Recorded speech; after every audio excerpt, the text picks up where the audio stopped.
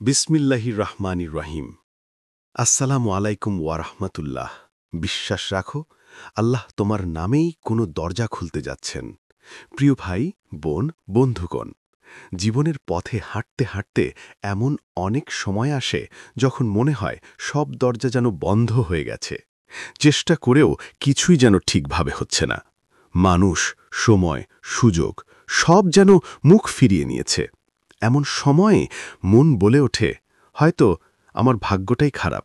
কিন্তু না, প্রিয় পাঠক, তুমি ভুল ভাবছ।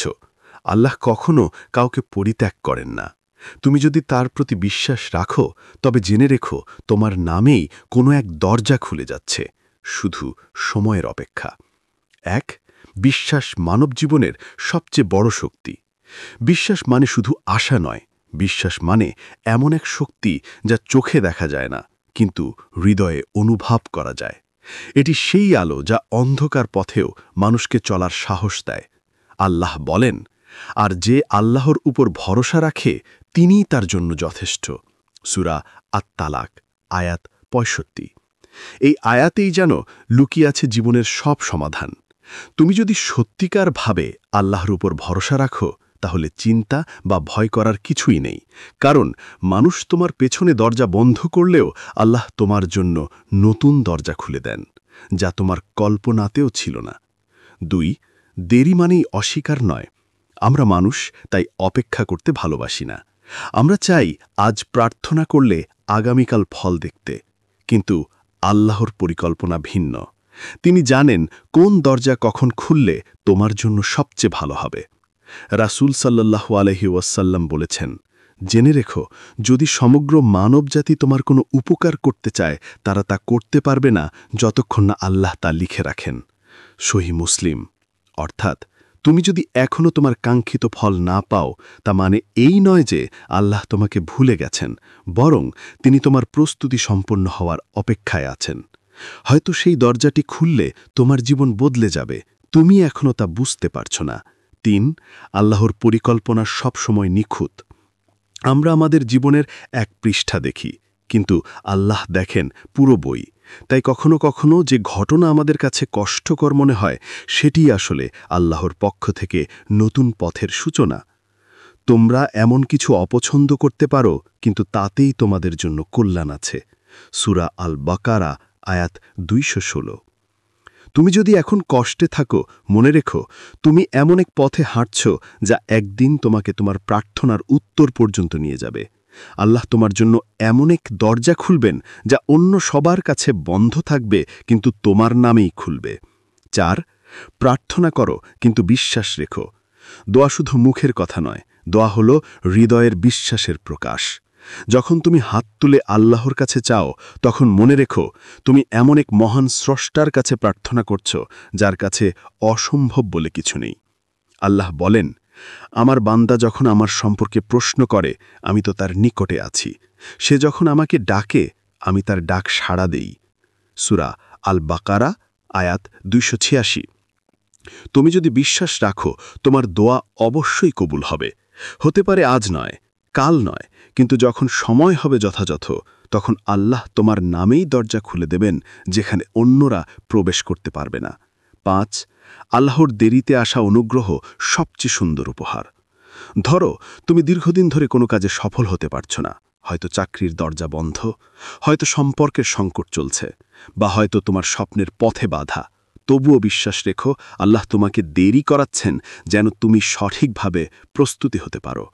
যেমন এক বীজকে মাটির নিচে চাপা দিয়ে রাখতে হয়, তারপরেই সে গাছ হয়ে ওঠে, তেমনি তোমাকেও কিছু সময় অন্ধকারে থাকতে হয়, তারপরই আল্লাহ তোমাকে আলোয় তুলে আনেন। ৬, রাসূল সাল্লাল্লাহু আলাইহি ওয়াসাল্লামের জীবনের শিক্ষা। রাসূলুল্লাহ সাল্লাল্লাহু আলাইহি ওয়াসাল্লামের জীবন আমাদের জন্য সর্বোত্তম উদাহরণ। তিনি তায়েফে পাথর খেয়েছেন, মক্কা থেকে নির্বাসিত হয়েছেন, প্রিয়জন হারিয়েছেন, তবুও তিনি কখনো আশা হারাননি। তিনি সবসময় বলতেন, যে আল্লাহর উপর ভরসা রাখে, আল্লাহ তার জন্য যথেষ্ট। একসময় যখন সবাই তার বিরোধিতা করেছিল, তখন আল্লাহ মদিনার দরজা খুলে দিলেন। সেই দরজাই ইসলামের বিজয়ের সূচনা। সুতরাং আজ যদি তোমার জীবনে দুঃখ বা ব্যর্থতা থাকে, সেটি হয়তো তোমার মদিনার প্রস্তুতি। 7 হজরত আলী রাদিয়াল্লাহু আনহুর জ্ঞানময় কথা। হজরত আলী রাদিয়াল্লাহু আনহু বলেছেন, যখন আল্লাহ তোমাকে দেরি করান তখন জেনে রেখো তিনি তোমাকে বঞ্চিত করছেন না, বরং তোমার জন্য উত্তম কিছু সংরক্ষণ করছেন। এই কথাটি মনে রেখো। হয়তো আজ তোমার নামেই কোনো দরজা লিখে রাখা আছে, কিন্তু সময় আসেনি। তুমি শুধু ধৈর্য ধরে অপেক্ষা করো আর বিশ্বাস রাখো আল্লাহর দেরি মানেই তোমার ভাগ্যে বড় কিছু লিখে দেওয়া। 8 বিশ্বাসের মাধ্যমে শান্তি লাভ। যখন তুমি মনে বিশ্বাস স্থাপন করো যে আল্লাহ আমার জন্য যথেষ্ট, তখন জীবনের কষ্টও হালকা হয়ে যায়। তখন তুমি বুঝতে পারো তোমার প্রতিটি কষ্টই আল্লাহর পরিকল্পনার অংশ। এই বিশ্বাস তোমাকে ধৈর্যশীল করে তোলে, তোমার মনকে শান্ত রাখে। আল্লাহ বলেন, নিশ্চয়ই আল্লাহর স্মরণেই হৃদয়ের প্রশান্তি। সূরা আর-রাদ আয়াত 13.28। তাই যখন মন ভারী লাগে হতাশ হইও না, শুধু বলো, হে আল্লাহ, আমি বিশ্বাস করি আপনি আমার জন্য কোনো দরজা খুলে দেবেন।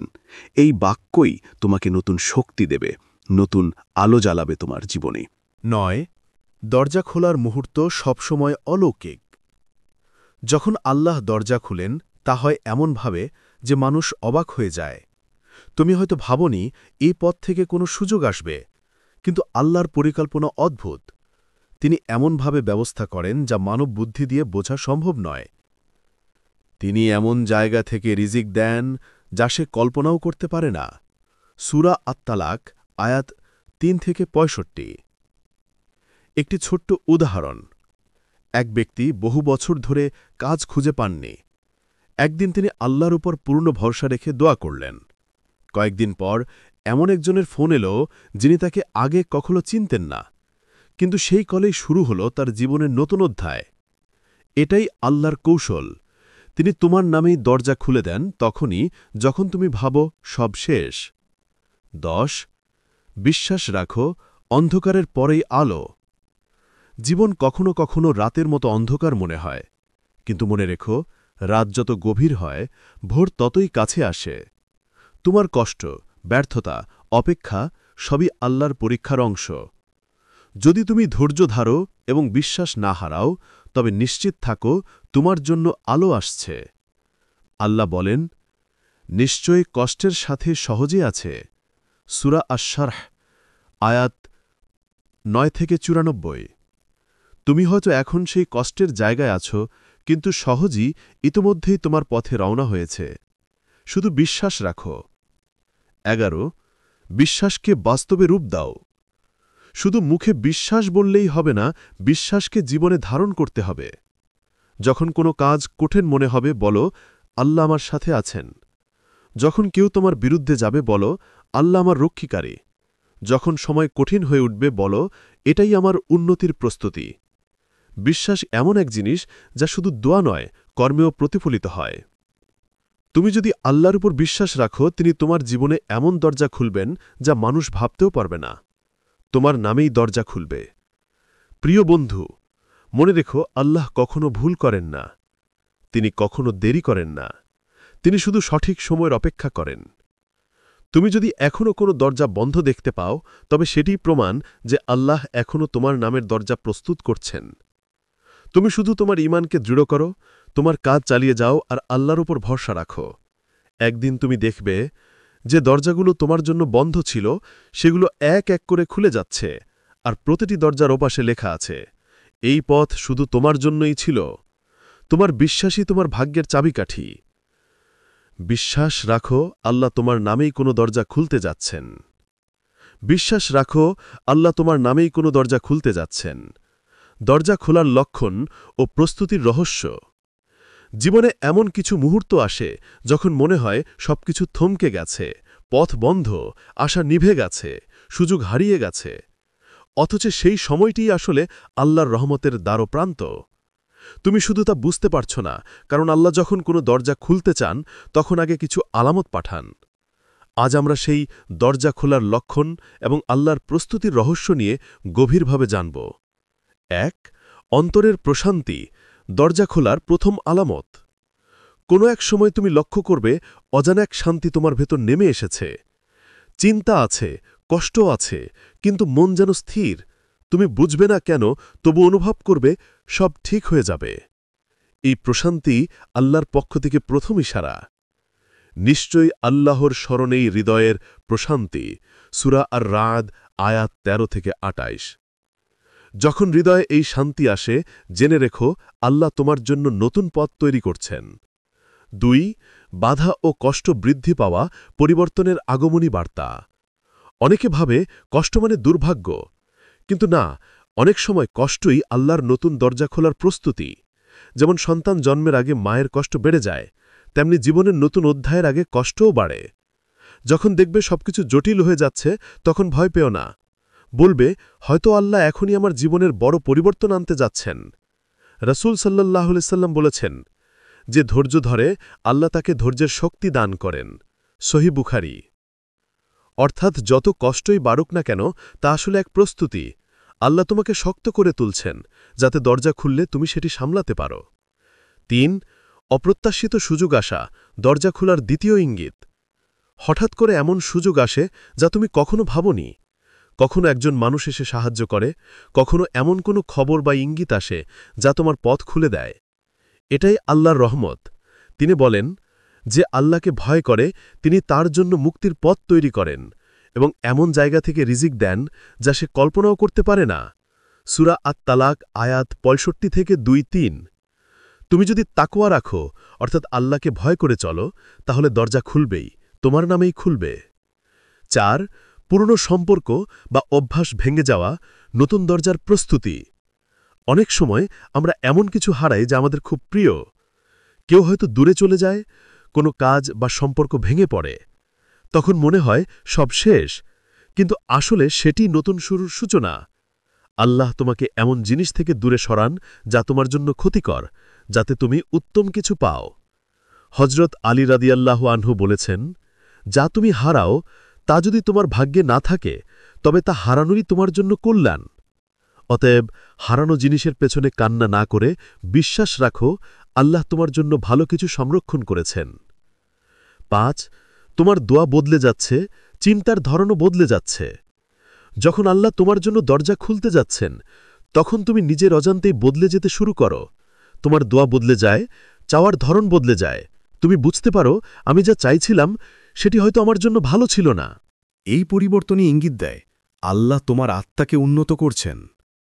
তিনি তোমার দোয়া এমনভাবে তৈরি করছেন যাতে সেটি কবুল হওয়ার উপযুক্ত হয়। ৬. অন্তরের তাড়না, কিছু করতে হবে অনুভব করা। যখন আল্লাহ তোমার নামেই দরজা খুলতে যাচ্ছেন, তখন হৃদয়ে এক অদ্ভুত তাড়না তৈরি হয়।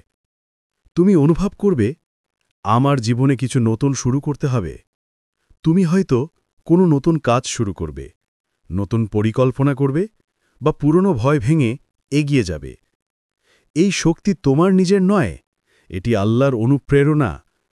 তিনি তোমার হৃদয়ে সেই চিন্তা দিচ্ছেন যার মাধ্যমে তুমি তোমার দরজার কাছে পৌঁছে যাবে। ৭. নীরবতার সময় সবচেয়ে বড় প্রস্তুতি। অনেক সময় আল্লাহ তোমাকে একদম একা করে দেন। কোনো সাড়া নেই, কোনো পথ নেই, শুধু নিঃশব্দ সময়। এই নীরবতাকে অনেকে ভুল বোঝে, কিন্তু আসলে এই সময়ই আল্লাহ তোমার আত্মাকে প্রশিক্ষণ দেন। তোমার মন, ধৈর্য, ঈমান সবকিছু তিনি শক্ত করেন। যেমন নবী ইউসুফ আলাইহিসসালাম কারাগারে ছিলেন, কিন্তু সেখানেই তিনি রাজপ্রাসাদের প্রস্তুতি নিচ্ছিলেন। তুমি যদি এখন নিঃসঙ্গ সময় পার করো, তবে জেনে রেখো রাজপ্রাসাদ তোমার অপেক্ষায়। ৮. আল্লাহর দেরি মানেই সঠিক সময়। মানুষ চায় আজ দোয়া করলে আজই ফল দেখতে, কিন্তু আল্লাহর পরিকল্পনার সময় নির্ভর নয়, বরং উপযুক্ততার ওপর নির্ভর করে। তুমি যদি এখনও ফল না পাও, তার মানে তুমি এখনও প্রস্তুত নও। রাসূল সাল্লাল্লাহু আলাইহি ওয়াসাল্লাম বলেছেন, আল্লাহ বান্দার দোয়া কবুল করতে ভালোবাসেন, কিন্তু যদি বান্দা তাড়াহুড়ো না করে। সহিহ বুখারী। তাই যখন মনে হবে দোয়া কবুল হচ্ছে না, তখন হাসো, কারণ আল্লাহ বলছেন, আমি তোমার নামেই দরজা খুলব, শুধু একটু অপেক্ষা করো। ৯. দরজা খোলার জন্য ৩টি প্রস্তুতি। আল্লাহর রহমতের দরজা খুলে দিতে তোমাকে ৩টি কাজ করতে হবে। তাওয়াক্কুল, অর্থাৎ ভরসা। কাজ করো, কিন্তু ফল আল্লাহর হাতেই ছেড়ে দাও। সবর, অর্থাৎ ধৈর্য। দেরিতে এলে হতাশ হইও না। শুকুর অর্থাৎ কৃতজ্ঞতা। যেটুকু পেয়েছ সেটির জন্য কৃতজ্ঞ হও। এই ৩টি গুণ যার আছে, আল্লাহ তার জন্য এমন দরজা খুলে দেন যার সামনে পৃথিবীর কোনো শক্তিই বাধা হতে পারে না। ১১ দরজা খুলে গেলে কিভাবে চিনবে? যখন আল্লাহ তোমার জন্য দরজা খুলবেন, তুমি সেটি হৃদয় দিয়ে চিনে ফেলবে। তুমি অনুভব করবে, এটাই সেই সুযোগ যার জন্য এতদিন অপেক্ষা করেছি। সবকিছু সহজ মনে হবে, মানুষ সাহায্য করতে আসবে, আর তোমার অন্তর শান্ত হয়ে যাবে। তুমি বুঝবে, এটা কাকতালীয় নয়, এটা আল্লাহর পরিকল্পনা। ১২ ছোট ছোট দরজাকেও গুরুত্ব দাও। অনেক সময় আমরা বড় সাফল্যের অপেক্ষায় থাকি, কিন্তু আল্লাহ আগে ছোট ছোট দরজা খুলে দেন। একটি নতুন পরিচয়, একটি ছোট্ট সুযোগ, একটি সামান্য পরিবর্তন, এগুলোই বড় দরজার পূর্বাভাস। তাই ছোট সুযোগকে অবহেলা করো না, কারণ অনেক সময় ছোট দরজা দিয়ে বড় ভবিষ্যতের পথ শুরু হয়। ১৩ শেষ কথা, বিশ্বাসের আলো নিভিয়ে দিও না। তোমার জীবনে যত অন্ধকারই আসুক, তুমি শুধু একটি জিনিস হারাবে না, বিশ্বাস। কারণ বিশ্বাসই সেই আলো যা তোমাকে তোমার দরজা পর্যন্ত নিয়ে যাবে। তুমি জানো না কখন, কোথায়, কিভাবে, কিন্তু নিশ্চিত হও আল্লাহ তোমার নামেই কোনো দরজা খুলতে যাচ্ছেন। তুমি শুধু দৃঢ় থেকো, চেষ্টা চালিয়ে যাও, আর বলো, হে আল্লাহ, আমি জানি আপনি আমার জন্যেই কিছু সাজিয়ে রেখেছেন। একদিন তুমি ফিরে তাকিয়ে বলবে, এই যে পথটা খুলেছে, এটা তো আমারই নাম লেখা ছিল। বিশ্বাস রাখো, আল্লাহ তোমার নামেই কোনো দরজা খুলতে যাচ্ছেন। দরজা খোলার পর কৃতজ্ঞতা, দায়িত্ব এবং রহমত রক্ষা করার উপায়। যখন আল্লাহ কোনো দরজা খুলে দেন, তা শুধু সুযোগ নয়, বরং এক বিশেষ দায়িত্ব। অনেকে ভাবে দোয়া কবুল হয়েছে, কাজ শেষ, কিন্তু আসলে দরজা খোলাই হলো নতুন যাত্রার শুরু। কারণ এখন আল্লাহ তোমাকে দেখছেন, তুমি কিভাবে তাঁর অনুগ্রহকে ব্যবহার করো। ১ দরজা খোলার পর প্রথম কাজ, আল্লাহর শুকরিয়া আদায় করা। আল্লাহ যখন তোমার জীবনে নতুন আলো আনেন, তখন প্রথম দায়িত্ব হল কৃতজ্ঞতা প্রকাশ করা। এই শুকরিয়া শুধু মুখে নয়, অন্তরে অনুভব করতে হয় এবং কাজে প্রকাশ করতে হয়। আল্লাহ বলেন, যদি তোমরা কৃতজ্ঞ হও, আমি অবশ্যই তোমাদের আরও বাড়িয়ে দেব। সূরা ইব্রাহিম আয়াত ১৪:৭। অর্থাৎ যত বেশি তুমি শুকরিয়া আদায় করবে, তত বেশি দরজা খুলবে তোমার জন্য। শুকরিয়া প্রকাশে ৩টি উপায়। মনে, হে আল্লাহ, আপনি ছাড়া কেউ এটা সম্ভব করতে পারত না। মুখে আলহামদুলিল্লাহ উচ্চারণ করা। কাজে সেই অনুগ্রহকে ভালো কাজে ব্যয় করা। যেমন যদি আল্লাহ তোমাকে রিজিক দেন, তা থেকে দান করো। যদি জ্ঞান দেন, তা দিয়ে অন্যকে উপকার করো। জারাত আলী রাদিয়াল্লাহু আনহু বলেছেন, যে নিয়ামত আল্লাহ দেন, তা অন্যের কল্যাণে ব্যয় না করলে সেই নিয়ামত টিকে না। অর্থাৎ দরজা খোলার পর দান ও সেবা হল রহমত ধরে রাখার সবচেয়ে বড় উপায়। ৪ কৃতজ্ঞতা রক্ষা মানে নিয়ামতকে হারানো থেকে বাঁচানো। কৃতজ্ঞতা শুধু ধন্যবাদ নয়, এটি এমন এক শক্তি যা নিয়ামতকে দীর্ঘস্থায়ী করে। আল্লাহ বলেন, অকৃতজ্ঞরা জানে না আমি তাদের থেকে নিয়ামত কেড়ে নিতে পারি। সূরা আন-নাহল আয়াত ১১২। যখন তুমি অর্জিত সাফল্য বা সুখের উৎস ভুলে যাও, তখন নিয়ামত হারানোর ঝুঁকি বাড়ে। তাই প্রতিদিন অন্তত একবার ভাবো, আজ আমি যে শান্তিতে আছি, তা আল্লাহর কৃপায়। এই চিন্তাই তোমার নিয়ামতকে নিরাপদ রাখবে। ৫ দরজা খুললে দায়িত্বও বাড়ে। নতুন সুযোগ মানেই নতুন দায়িত্ব। যে মানুষ দোয়া করে, হে আল্লাহ, আমাকে সফল করো, তাকে বুঝতে হবে সাফল্য শুধু ভোগের নয়, বরং দায়িত্বেরও প্রতীক।